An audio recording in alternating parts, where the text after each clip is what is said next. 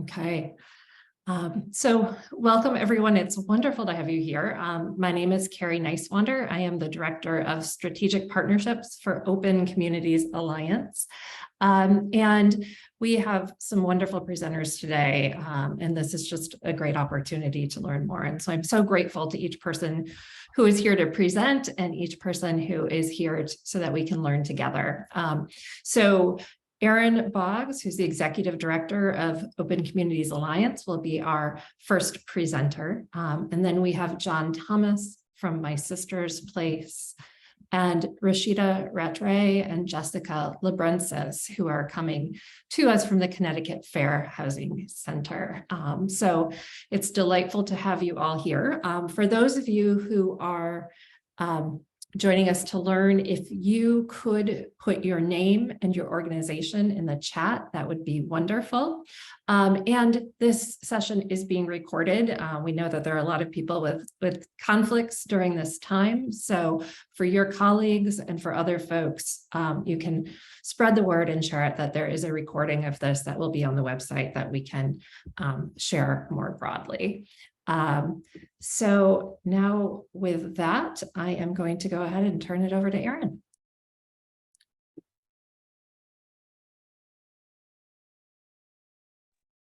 Erin, I think you're muted.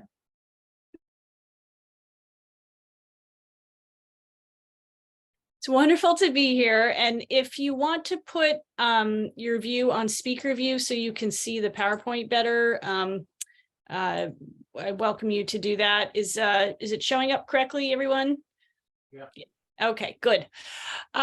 So we really wanted to have this event today because we know how hard it is to use vouchers. We know that finding a place to lease up is particularly hard right now, and even more so for families who are seeking to do so in areas that are hard to access with vouchers for a number of reasons. There are lots of barriers that we're going to hear about. And just to sort of set the stage a little bit, I want to just acknowledge that discussions about race and place can get very hard, and that's going to enter into our discussion to a certain extent. At OCA, and I imagine at the other organizations that are presenting today, we believe that all places in Connecticut should be fantastic places to live, whether you're in a city, a suburb, or a rural area. And that to achieve that, we need to be investing, particularly in our cities, and also creating equitable policies in our cities, in places that may be under-resourced. But we also need to make sure that every part of the state is possible to access for families who rely on affordable housing and rely on vouchers. And there's also lots of reasons a family may not want to move to places that are hard to reach. That can be because of family connections, friends connections, connections to community, connections to faith or cultural institutions, a greater comfort in areas with certain demographic profiles, access to transportation, many more reasons. And so there are legitimate reasons to want to stay in neighborhoods that may be under-resourced, and work to change that about a community. Today, we're really going to put a focus on families who want to have options, and want to make sure that those options are available, and obviously the social service providers who are working with them.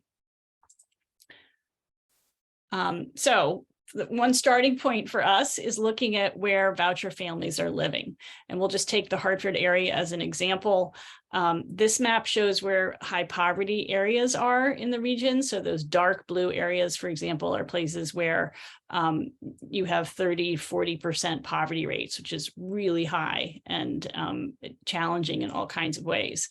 And then this is where voucher families are living. One orange dot equals 100 voucher families. So we know that putting aside where families might want to live, where families actually are living are places that have higher poverty rates. And, if you mapped that also on where schools are less resourced, where in some cases crime rates are higher, and, lots of other factors, there you would see the same map. So what's important here also is what voucher holders want. And we've had the opportunity to do surveys of voucher holders in the Hartford region. We've done 3 different rounds of these. The one that sort of didn't have any other background like overlays, we did one that was focused on health. So this one that I'm talking about now was just straight up voucher holders. Where would you like to consider looking? And we found that 45% of the voucher holders surveyed, and these were 300 voucher holders in the Hartford region, would consider high or very high opportunity areas as a first choice for a new home. And which means there were 55% that really wanted to stay in Hartford. So that's why it's so important that we do both pieces of this puzzle.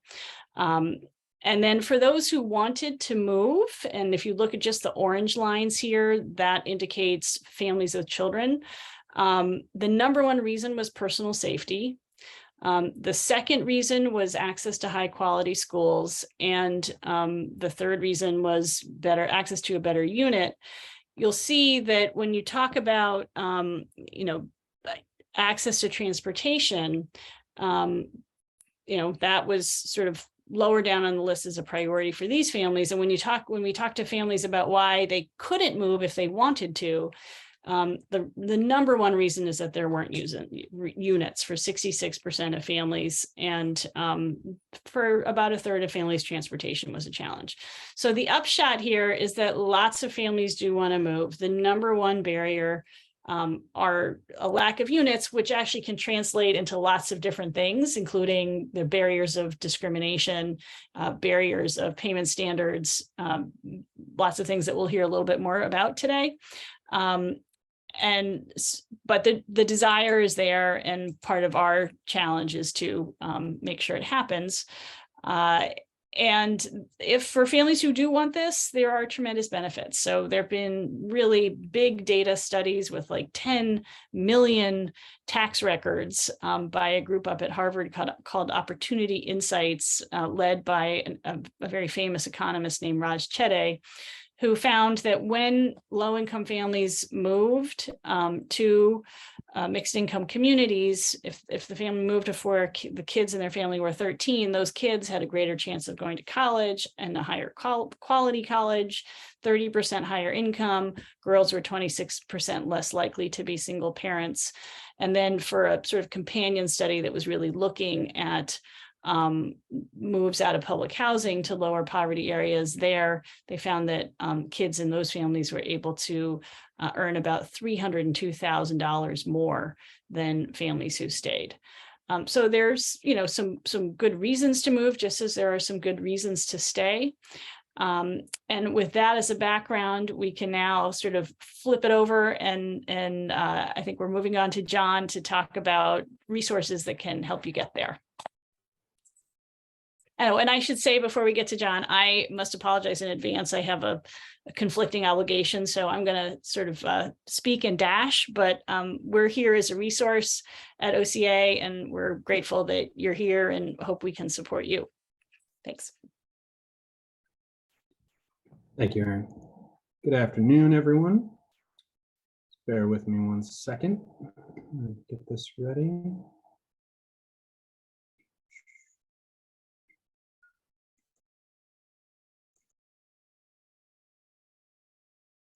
Okay, everyone see it? All right. So my name is John Thomas. I'm the Director of Housing Coordination at my sister's place. And just a quick word about my background. I've worked for 13 years at my sister's place, and I have 19 years experience working for nonprofits in both Connecticut and New York City. I'd just like to start by thanking Open Communities Alliance and Connecticut Fair Housing Center for allowing me to speak to you guys today. It is an honor to be here with you. This is our agenda. So I'll start off with an introduction. We'll talk about the program and process. Then I will give you guys a case study, and we'll talk about housing mobility benefits, security deposit guarantee program, and finally, client success stories. Okay, so some of you may have seen this map before. I borrowed it from OCA, but basically this shows sort of where people of color live in our state. And as you can see, it's very clustered. So Connecticut is rated as one of the most segregated states in our country. We're also rated as having the highest income inequality in the country, the top 5 for that. Cities traditionally have served as a refuge for people who are low income based on the costs in public transportation. Hartford includes communities where up to 70% are receiving housing subsidies. Access to higher resource towns has generally been shut down by restrictive zoning, opposed to low income developments and NIMBY, not in my backyard. Housing mobility is not a new solution. It is a concept that was created based on discrimination in court cases. The idea basically seeks to level the playing field by providing housing in high opportunity areas to those who have limited economic mobility. The other thing I wanted to say is I grew up in this state, so I have a lengthy history living here. I'm sure as many of you also do. I think some folks don't realize how segregated we are until they're personally affected by it. Call it tunnel vision. But if you look in the news and you look around you, you can see evidence of racism and economic discrimination all over. There were a couple recent articles that came out that actually Aaron had shown to me. One is, I want to give up. Inside Connecticut residents struggles to use affordable housing vouchers. And the other one is, why half of affordable housing vouchers go unused? A slamming door in my face. So those are worth checking out if you get a chance, but it speaks to the situation that we're in. Housing mobility at my sister's place. The Department of Housing funds our program, and we specifically work with clients who have housing vouchers. That is the one requirement for this, to move from areas of low opportunity to areas of high opportunity. Research has shown that participants experience improvements in education, better health, less risk of crime, and better employment. Our client leads are generated from Section 8 and RAP research lists, as well as through marketing that we do in the community. And we provide end-to-end services from outreach to aftercare. And this is going to be our 3rd year of the program. I'll also say that we work with a wide range of clients. Based on the data, our primary client is predominantly African-American women with children, although we do, like I said, work with all types of clients. So what we do housing, obviously, apartment placements, that's what we're known for. But there's a lot of nuts and bolts that go in between. When we submit paperwork to RAP and Section 8, we apply for security deposits, we do landlord relationship management, and we do housing education. We also do financial education as part of the sessions that we work with clients in, including credit repair, budgeting, and saving. And I'd say there's a certain degree of case management that we also do.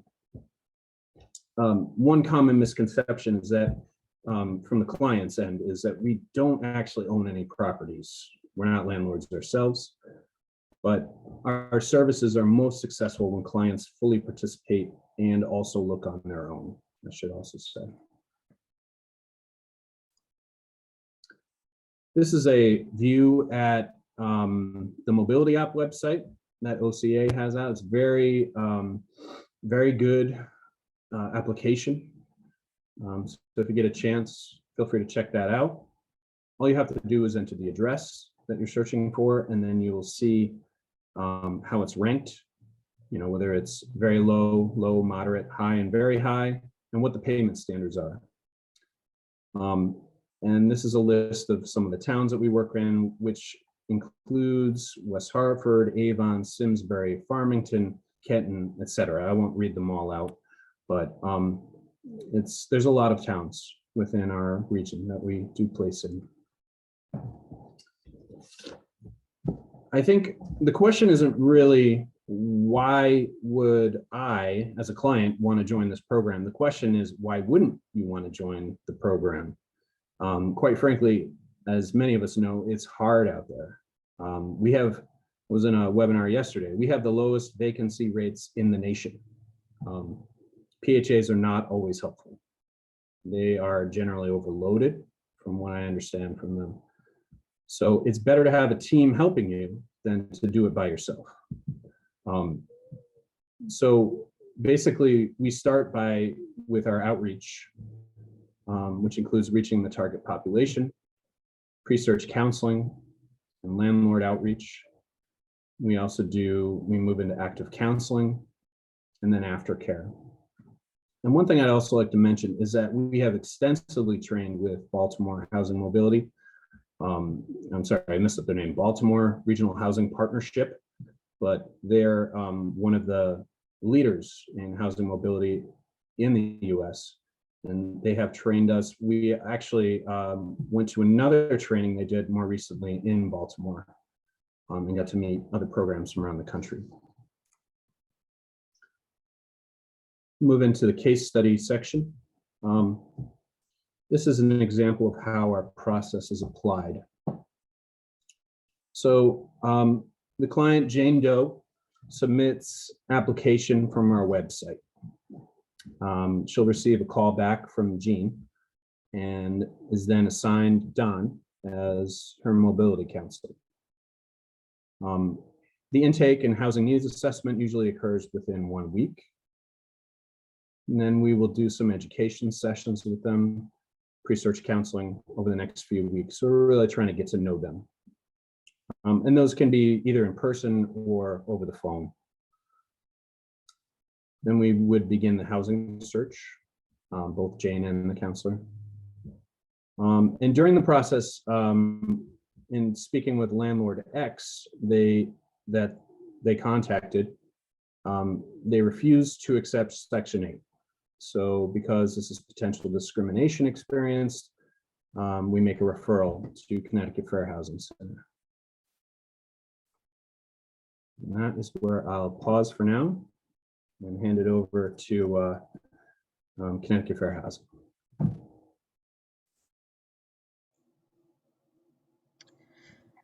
Awesome. Good morning, afternoon, everyone. My name is Rashida Rattray. I am the Education and Outreach Coordinator over at the Connecticut Fair Housing Center, and hopefully you all are able to see my screen. I'm going to give you guys a little bit of background on what we do as an organization and kind of how we play a role in assisting you in helping the clients that you serve. So just a little bit of background about our organization. Our mission is to ensure that all people across the state of Connecticut have equal access to housing opportunities that are free from discrimination. And we recognize that, you know, all of the things that we do and all of the work that we do, there is an intersectionality, right? We all play different roles. I am a wife, I am a friend, I am an education and outreach coordinator. So we're not just living single-laned lives. So we focus on the intersection of poverty and housing discrimination. And we also assist Connecticut's homeowners who have been hit hardest by the nation's ongoing foreclosure crisis. Just a little bit of background on what fair housing is. It is the right to choose housing that is free from unlawful discrimination. Federal and state fair housing laws are put into place to protect people from discrimination in housing transactions, such as rental, sales, lending, accessing shelter, and insurance.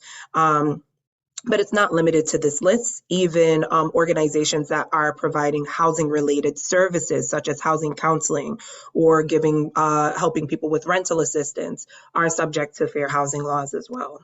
The Fair Housing Act was born from decades of discrimination, segregation, and disinvestment, and became manifested through the Fair Housing Act of 1968, which prohibits discrimination in housing and housing related services based on your membership in a protected class. So when we get into the work that we do here at the Connecticut Fair Housing Center, we offer foreclosure prevention and intervention services to homeowners that are at risk of facing foreclosure or are currently going through the foreclosure process. A lot of the times when individuals are working with community agencies, they can only go so far with helping individuals, right? When it comes to the more legal aspects of the foreclosure process, you know, your neighborhood housing services or your new opportunities may not be able to get into the descriptions and the definitions with regard to that.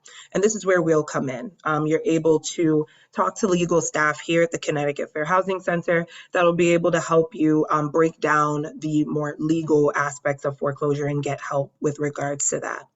The Education and Outreach Initiative is spearheaded by me, and I am on a mad dash across the state of Connecticut to make sure that anyone that has any proximity to housing whatsoever knows that we exist as an agency where they can be educated on their fair housing rights and where they could also report housing discrimination if and when it happens. Our policy advocacy section of work is very important, especially coming up in January, where we are looking to make sure that policies that are in place that maintain the Fair Housing Act and equitable housing stay in place, whereas policies that will have a negative effect or a negative impact on housing do not actually come into fruition. Our tenant empowerment section of work is our newest venture and one that I'm very excited about because I know that eviction can often leave people feeling very disempowered. And through our tenant empowerment section, we are able to get into communities and talk to people and let them know that they do have rights to organize and they have rights and in their eviction process. So by educating people and promoting community lawyering, we're able to help keep people housed. Lastly, we are a fair housing enforcement and investigative agency, meaning that if there is a claim of housing discrimination that happens, we do have the right to go in and investigate it and then enforce the Fair Housing Act if discrimination is found to have happened. Now, this is handled on a case-by-case basis. I can't give you like a cut and dry way of how we're going to handle every case that comes in. And this is why we encourage people to call us and report housing discrimination when it happens. So a little background about the federal and state fair housing laws. In order to make sure that everyone has equal access to housing, Congress passed the Fair Housing Act of 1968, which again prohibits discrimination based on your membership in a protected class in all forms of housing transactions. We're going to get into what protected classes are in the next slide, but I always like to highlight that the word passed is emboldened in this slide. The Fair Housing Act of 1968 was passed 7 days after the assassination of Martin Luther King Jr. And at the time that it was being passed, it happened to be one of the most contested pieces of legislation in our history to date. Because a lot of people at the time didn't want the backlash from what was occurring because of the assassination of Martin Luther King Jr., but they didn't want to quell the backlash at the risk of having to integrate their communities and integrate their cities, right? So there was a lot of back and forth with regards to the Fair Housing Act, but thankfully it was passed in April of 1968. Connecticut has taken the step to protect vulnerable members of our communities by enacting additional statewide fair housing laws, which makes our state have some of the strongest fair housing laws across the country. So I give Connecticut a little pat on the back there. So on a federal or countrywide level, it is a violation of the Fair Housing Act to discriminate against anyone in any housing transaction based on their race, color, national origin, sex, disability, religion, and or familial status, which is the presence of children within a family. Connecticut has added to its state-specific protected classes, ancestry, marital status, age, sexual orientation, lawful source of income, gender identity and expression, veteran status, and most recently, victims of domestic violence. I want to tell you guys that this is not a definitive list, right? Disability was added in 1988. Veteran status was added in 2017. And most recently, 2022, victims of domestic violence was added to the protected class list. So this is why we encourage people to report housing discrimination so that we can have the tracking necessary to see if there is another vulnerable pocket of people that needs to be protected and added to this list. Right? This list can look a lot different in the next 2 years, the next 5 years, the more we empower people to report housing discrimination when it happens. Now, I've said discrimination maybe 55 times within the past 5 minutes, but let's take a step back to define what that actually means under the Fair Housing Act. We look at discrimination through 2 different windows. Differential treatment is one of them, which is treating people differently because of their membership in a protected class. To me, differential treatment is often unmistakable. It's very direct a lot of the time. It sounds like, I don't rent to people of your race. I'm not going to come into your apartment because of your sexual orientation. I don't know what memorabilia and stuff I'm going to see. I'm uncomfortable. I'm not granting you a reasonable accommodation or reasonable modification because you have a disability. These are when people's biases are put on the forefront. Disparate impact, however, is a little bit harder to explain, or sometimes a little bit harder to detect. It is a neutral rule that has a disparate impact or a greater negative effect on members of a protected class. The example that I like to use with disparate impact is, if you look at this list of federal and statewide protections, you don't see people that have criminal backgrounds or are justice impacted on this list explicitly. But let's say a housing provider were to have a neutral or a blanket rule that said no one with an arrest will be considered, or no one with a conviction will be considered for this rental to buy this property, whatever housing related service it is. Well, that would violate the Fair Housing Act through disparate impact, because a blanket rule or policy like that would have a greater negative effect on our race and color protected classes because of the rate that people of color are convicted and incarcerated, which is higher than any other race or color in the state of Connecticut and nationwide. So by having a rule in place, such as no one with an arrest or conviction will be considered, it has a greater negative effect on members of a protected class. So that is how we define disparate impact. Identifying housing discrimination, it shows up in many different ways and forms. Some housing providers, landlords will misrepresent the availability of housing if they find out something about a potential tenant that sparks their biases. The example that I like to give here is, let's say I'm speaking to someone and I'm very excited to view a unit. I'm trying to come up with a date to view the unit with the potential housing provider, but my kid runs in the background and is yelling. And all of a sudden, this housing provider, where we seem to be having a great conversation, now seems a little bit on edge and says something to the effect of, I am working with someone else to rent this apartment, and I think I may have already accepted a deposit. But check back, we'll have more listings available. Deflated, I may go and continue my housing search and notice that this house is still up on whatever site, whatever market that I was looking to secure a rental, right? So again, housing provider may hear something, may notice something, may see something about an individual that is looking to rent or buy, and it sparks their bias and they misrepresent the availability of housing. These are all violations of the Fair Housing Act, by the way. We've seen flat out refusal to rent or sell to individuals seeking housing.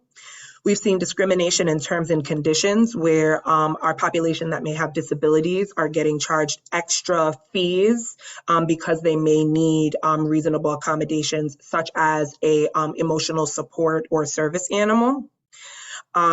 We've seen discriminatory advertisement. You would think people would be a little bit more cautious than to put their biases in print, but things such as no Section 8, able-bodied preferred, better for single professional, terms like those that are used in advertisement have a discriminatory effect.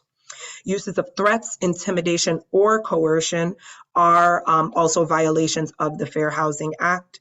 And lastly, discrimination with a smile, where it looks like a housing provider, potential housing provider may be looking out for you or trying to help you. But in a sense, their biases are activated, but they just don't want to get in trouble. So they try to make it seem as if they're being nice. A good example of that is a individual that may have limited English proficiency, but can speak English, will go and go view a unit. And the housing provider will seem as if, they're very excited to have them. And at the end of the tour, housing provider will say something to the effect of, this isn't a big Spanish speaking community. And I just don't think that you're going to feel at home here. You may feel more comfortable in A, B, or C neighborhood, right? A good rule of thumb, everyone should be able to live wherever they can afford to live, free from discrimination. So I gave Connecticut a pat on the back earlier because we have some wonderful protected classes in our state. But as you've heard John mention earlier, as you've heard Aaron mention earlier, and as I will mention again, we are still a very highly segregated state, with 67% of our population of color living in 8% of Connecticut's towns. And unfortunately, people with disabilities and people who have housing vouchers experience discrimination at higher rates than every other protected class. But I can throw a bunch of percentages at you and it could seem, really heinous, but it doesn't seem more heinous until I show you what that 67% in 8% of Connecticut's towns looks like represented on a map, where the percent of non-white residents by census tract is represented by the dark blue or the blue on the map. So we're doing a really, really good job with knowing that we have fair housing protections, right? Protected classes are being enacted. We're advocating for more protected classes to be enacted. But what we're really trailing behind in a little bit is enforcing the Fair Housing Act across the state of Connecticut. And this is why it's very important for us to reach out to your agencies and to let you guys know about the work that we do and how it can service you and the people that you serve. So with no further ado, I'm going to step out the way and I'm going to hand it over to my colleague, staff attorney, Jessica Labrensis. Hi, everyone. As Rashida said, I'm a staff attorney here at the Connecticut Fair Housing Center. And so I'm going to walk you through what happens when John's agency or any of your agencies has someone experience discrimination and then refers them to our office, the Connecticut Fair Housing Center. As Rashida said, we have several different departments or practice areas. I'm in the Fair Housing Enforcement Department, and we have several other attorneys who handle fair housing enforcement cases. And there's different ways that we enforce the law, which I'll go into in a different slide. But this is just very back to basics. So when you're making a report of discrimination, a report could be made to our office by a caseworker or by the complainant themselves. I would say, if you are the caseworker and it's easier for you to report it and, your client or the tenant wants to report it, then you can feel free to call us and give the tenant's name and contact information and a quick summary of what happened. Typically, as an attorney, I need to work with the tenant themselves, really the person that experienced the discrimination. And so if the tenant themselves was the one who spoke to the landlord or had communications with the landlord, no matter who reports it, I'm going to end up needing to speak to them. If the caseworker was the one who, experienced the discrimination sort of on behalf of the tenant or has communications with the landlord surrounding the application to rent, we'll need to speak to them at some point. But it doesn't, it's kind of up to you, I guess, who wants to report the discrimination, so long as the tenant is aware and the tenant wants to be a part of the case or the intake. So during the pandemic, our intakes have increased, double or triple, I would say. We are very busy with intake. So these days it's taking us about 5 to 7 days to get back to people. If you have an urgent situation, then make note of that when you call and speak to our receptionist, whose name is Letty Ortiz. If there's something urgent like someone signed a lease and went to move in and the landlord wouldn't let them, like that's something we'd want to know right away. Or if something's come up with an eviction and there's, a trial in 2 days, definitely make note of that. Any kind of urgent circumstances, or if someone's about to lose their voucher, just please make sure to say that so we can prioritize things accordingly. So typically, once we get the complainant's name and contact information and a summary, an attorney or a fair housing specialist will reach out to the person who made the report. So the case manager or the tenant themselves. It's important for us to gather all the details about what happened and documents. So to the extent that the tenant and or the case manager has documents, things that we are looking for would be advertisements for the property. If there's any emails or text messages with the landlord or property manager or realtor, those are important to save. If there was a rejection letter, if there's a credit report or criminal background report that has popped up, all of those types of things are really important to save and make sure that you get us copies of those so we can review all the relevant information up front. Again, if the advertisement, even if it doesn't have a discriminatory statement, it's still important to have because it may be important to capture those details of the rent amount, the security deposit amount, when the tenant went to see it, because those things can change for some reason. So as much detail as you can provide us up front will be really helpful. If it's a disability situation where someone has asked for a reasonable accommodation or a modification, if there's a doctor's note that's been provided or that the tenant has but doesn't know what to do with, that's something that we always like to see. If the landlord has demanded that the doctor or medical provider fill out any forms, or if there's been any correspondence back and forth with the landlord, all of that would be important for us to review. So just make sure, having those things handy is very important at the intake stage. And then just a lot of people, don't have a computer, don't have a printer, don't have a scanner. That's fine. Our attorneys and fair housing specialists will work with tenants really on their level. So whatever their comfort level is, a lot of the time people will just take a picture with their phone and text it to us. That's totally fine. We can accept documents any way people can get them to us, and it doesn't need to be, formal like a tenant might worry about when meeting with an attorney. It doesn't need to be in person, and it doesn't need to be like faxed over to us. It's a screenshot of a text message is fine. So Rashida, do you want to head to the next? Okay. So in a case, especially like John mentioned, where the report of discrimination is a landlord saying to a tenant, we don't accept Section 8.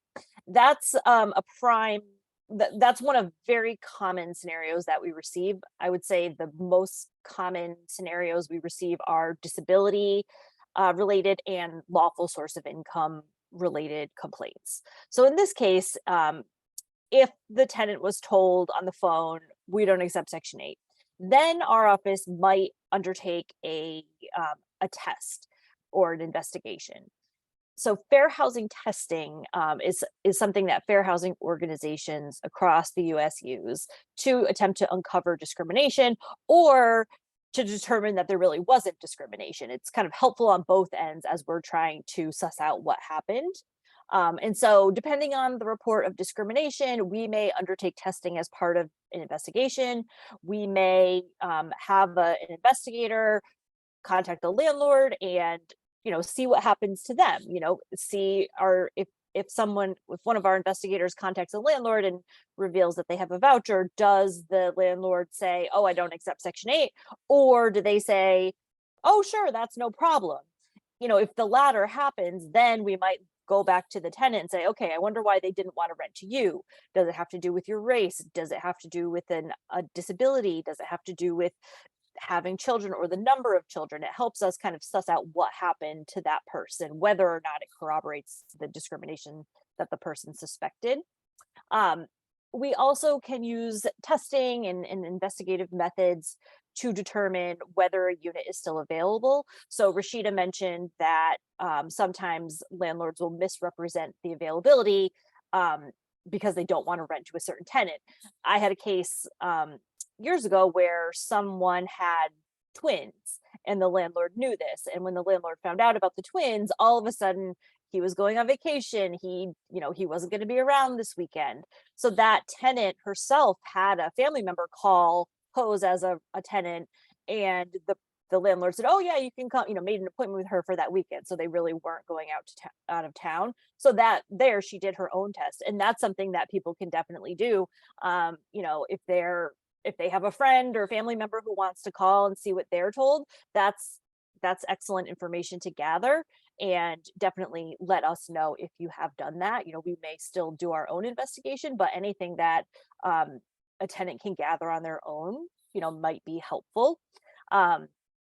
Sometimes, as Rashida mentioned, landlords will impose different security deposit requirements or even rent amounts on someone based on their membership in a protected class. So that could be families with children. Often landlords will try to seek a higher security deposit amount. They might increase the rent, or we've seen people with disabilities targeted with a higher security deposit, or landlords even saying to people with disabilities that, oh, well, I think you're a liability, so I have to charge you more. That would be, plainly discriminatory, but our testing can reveal how a landlord would present the terms and conditions of a rental to someone who is not a member of a protected class.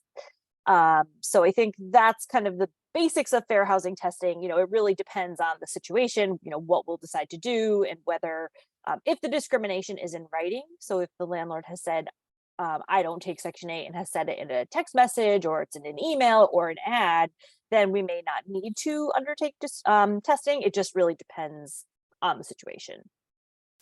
All right, Rashida, thanks. So our legal options really depend on the situation.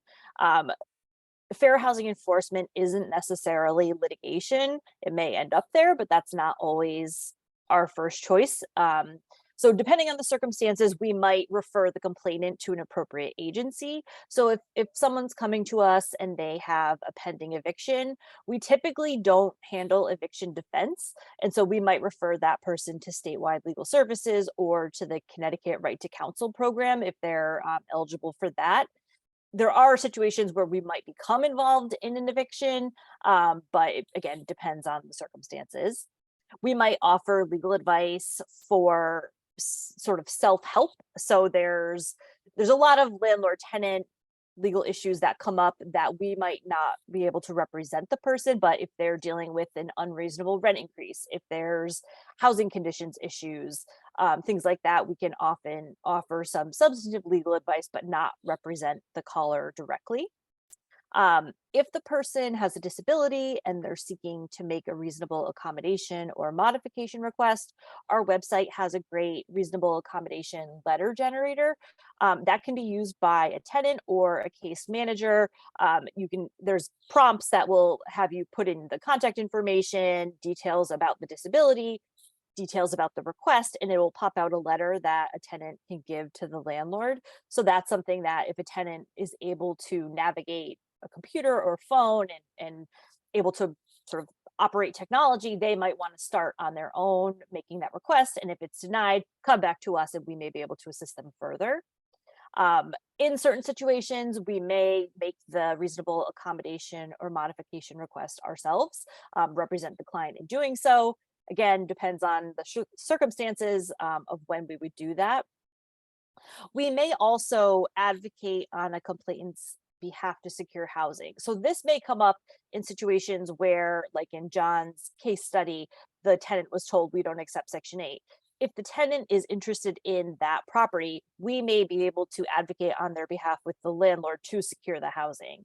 We've had many cases where landlords haven't wanted to accept Section 8 or RAP or some other, security deposit assistance, and we've been able to advocate to get the unit for the person. So that's something, so if the person is really interested in the housing, I would say don't wait, contact us as soon as possible, and we can, potentially get involved to try to get the unit. But if the unit is no longer available, if the tenant is not comfortable living there, or, other circumstances, we also often represent complainants in housing discrimination cases. That could probably be a whole training in itself. How does the sort of the lifespan of a housing discrimination case, but We represent people in administrative cases at the Connecticut Commission on Human Rights and Opportunities. That's the Connecticut state agency that investigates housing discrimination complaints. So we often file cases there, or at HUD, which is the federal equivalent.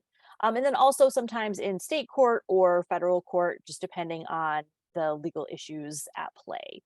So I think that was it for our slides. Rashida's, do we have one more? Okay, so here's our contact info. We have an intake line, both English and Spanish speaking people who can take the intake. Oftentimes people will leave a voicemail, and then our intake person, Letty Ortiz, will get back to you, as soon as she can, but you can also submit an inquiry on our website, and that will come to us as well. And then we have a lot of other really great resources on our website, COVID-19 resources, the disability letter generator that I mentioned, and then a moving forward guide for people who are looking to rent an apartment, and then I think some foreclosure guides as well. Great, thanks so much, Jessica and Rashida. I think John, we're going to go back to John now.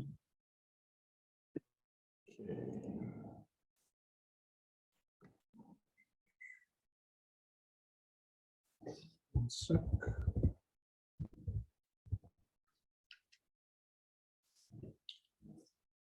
Right. Thank you, Rashida and Jessica. I just want to go back to where we left off with the case study.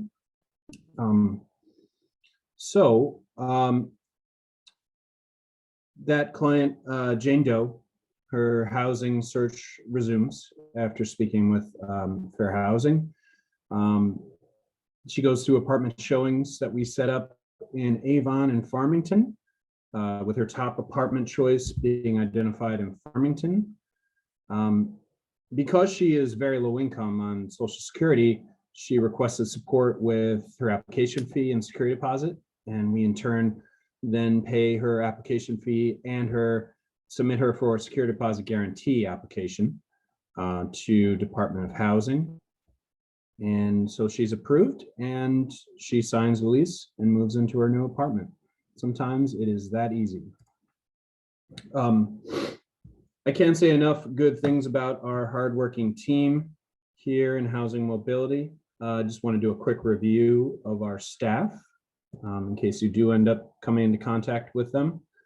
So our team is as follows. We have Don Maxwell, who's one of our Housing Mobility counselors. We have Monica Carvajal, also a Housing Mobility counselor. Jean Demo, Housing Mobility Counselor Assistant. She is our sort of our first line of contact. Ted Gutsos, who's our Housing Mobility Specialist, and Samantha Dominguez, our Housing Mobility Counselor. I would also add that we have a new staff starting in about a week. Her name is Luz Serrano, and she will be our EHV Housing Mobility Specialist. The other thing I'll just mention briefly is we come from very diverse backgrounds, which include nonprofits, property management, real estate, healthcare, and investing. Landlords don't always realize that we can be tremendously valuable to them. Here are some of the benefits that we provide. Guaranteed rent payments through the Housing Choice RAP vouchers, payment standards that meet area market rents, guaranteed security deposits, smarter renters through education, credit checks and pre-move counseling, income verification. We are a neutral party team of staff to mediate any issues. That is really huge and does come up quite often. Motivated families looking to rent a new home, and a large supply of potential tenants through our program. The other thing I'll mention is we work with over 135 landlords on our list and growing. Security Deposit Guarantee Program. I wanted to bring this up because not everyone knows about this. In fact, some landlords don't want to accept this, but I think it's based on a lack of experience with it. It's kind of like an insurance policy, and it's just one of many benefits that we help clients with. The SDG is administered by the Department of Housing. tenants qualify by being active in our program and having low income. So, i.e. Social Security is one example. There's no cash exchanged. It's an approval letter or an email that can be exchanged for damage reimbursement after the tenant moves out. And it's also worth mentioning that we have a direct connection to, for SDG application approval. We operate like our own can here. There's no need to worry about opening an account like you would with a cash deposit, interest earned, or returning funds within 30 days. It's a quick slide about our program in the news. So if you get a chance, feel free to check out this article, Why Hartford Stands Out as a Leader in the Federal Emergency Housing Voucher Program as Rents Continue to Increase. It was in the Hartford Courant. Just a really brief summary about it. We had one of the fastest placements of 50 emergency housing voucher clients in the nation. HUD took notice. Within that article, they give some stats, but 76% of our clients were placed within 3 to 6 months. The number nationally is 16%, 60% less. There's really no secret, but what it came down to was teamwork, regular meetings, and smart sheets.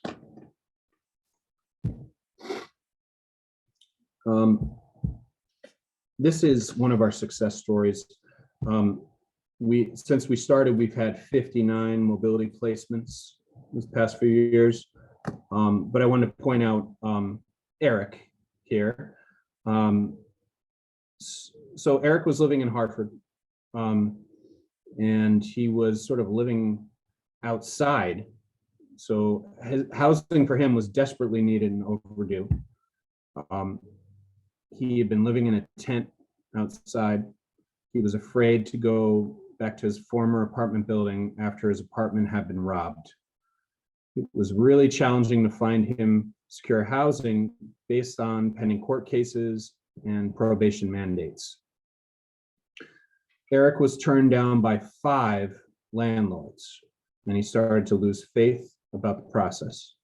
He wanted to move to a country setting, as he was a big fan of nature and wanted a fresh start. In working with his counselor here, he was able to be housed in a beautiful apartment in Glastonbury that Eric refers to as his penthouse. Despite some initial challenges, he was determined to find a new place to live, and My Sister's Place was able to work with him to find him a place that he can call home. This is just a view of some of our marketing. This is our pamphlet that we give to clients. And then a look at the other side of that pamphlet. And lastly, our contact information. We are located at 211 Wethersfield Ave in Hartford. If you know of any clients that you'd like to refer, we'd love to hear from you. And as I mentioned, our application for clients can be found on our website. It's very easy to download and then just email into us.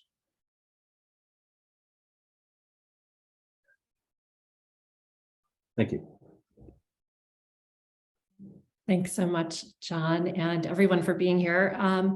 I encourage you to go ahead and switch from speaker view to gallery view if you would like to. We do have some time for questions for Rashida or John or for Jessica. Are there questions that folks have? Before we answer any questions, I just wanted to add, with John talking about the security deposit guarantee program, we've seen many incidents of discrimination where landlords are refusing to accept a security deposit guarantee and demanding cash instead, for whatever reason they feel more comfortable or don't want to give their information to the government or whatever explanation. And that's discrimination. The Connecticut courts have found that security deposit guarantees are a lawful source of income that landlords have to accept. So there's really not a choice there. But if you are finding landlords who are resistant to that, definitely feel free to call us and, we can provide some education perhaps. I have a question for you. Concerning fair housing laws, do you have anybody in your office that would surf the web where landlords place their properties for lease or for sale and see if there's any discrimination there? Zillow has been doing it for years, but they get away with doing it. And it's upfront, in your face discrimination, but no one seems to pay attention to that. I mean, I think it depends on the situation. I know on Craigslist, there's a way to flag discriminatory ads. So, I'd certainly suggest that. But if you're running into that, you could always report, if you're seeing discriminatory ads, you could report them to our office. I see it on Zillow all the time where they would say bluntly, no Section 8. Yeah. And they do it continuously. And they're So doing it that's- over years. I mean, I've had many cases of my own that, there's a Zillow ad that's discriminatory. There's laws that make it so Zillow itself may not be liable for that. But the landlord or the real estate agent who posted it certainly could be. So again, I would, urge you to report that if you're seeing it.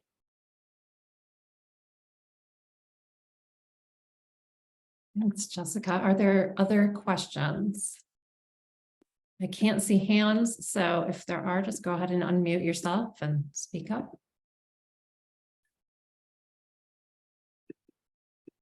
Okay. So I want to certainly thank Jessica and John and Rashida for being here with us, and Aaron as well, who had to leave. And thank you all for being here to learn and to share.